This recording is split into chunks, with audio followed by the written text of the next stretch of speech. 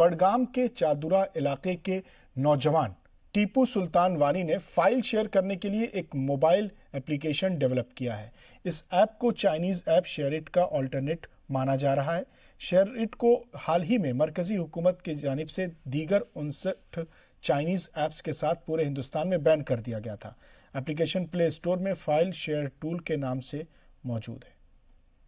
आपने सुना ही होगा कि इंडियन गवर्नमेंट ने सारी एप्लीकेशंस उन्होंने बंद की है।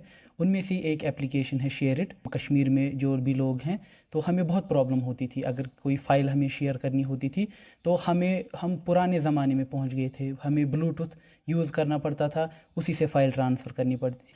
हमारी जो टीम है उसमें मेरे एल्डर ब्रदर हैं और उसमें मैं हूँ, तो हम दोनों ने ये किया और उन्होंने भी मुझे उसमें, जो मेरे एल्डर ब्रदर है उन्होंने मुझे गाइड किया है। इसमें पहले मेन होती है प्रोग्रामिंग और इसमें कोडिंग होती है, जो हमने फिर एप्लीकेशन फिर बनाई हमने। तो इस वक्त बिल्कुल ये एप्लीकेशन रेडी है और एप्लीकेशन का नाम है फाइल शेयर टूल।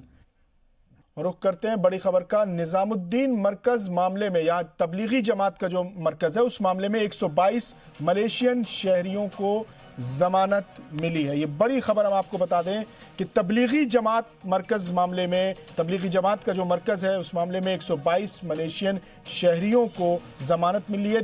दिल्ली की साकित कोर्ट ने दी है 10,000 के निजी मुचलके पर अबूरी जमानत। जब तक केस खत्म नहीं होता मलेशिया जाने पर रोक रहेगी। वीडियो कॉन्फ्रेंसिंग के जरिए मुलजमीन की पेशी हुई। तो निजामुद्दीन में जो तबलीगी जमात का मरकज़ है उस मामले में 122 मलेशिया के अफराद को, मलेशिया के शहरियों को ज़मानत मिली है। दिल्ली की साकेत कोर्ट ने 10,000 के निजी मुचलके पर अबूरी ज़मानत दी।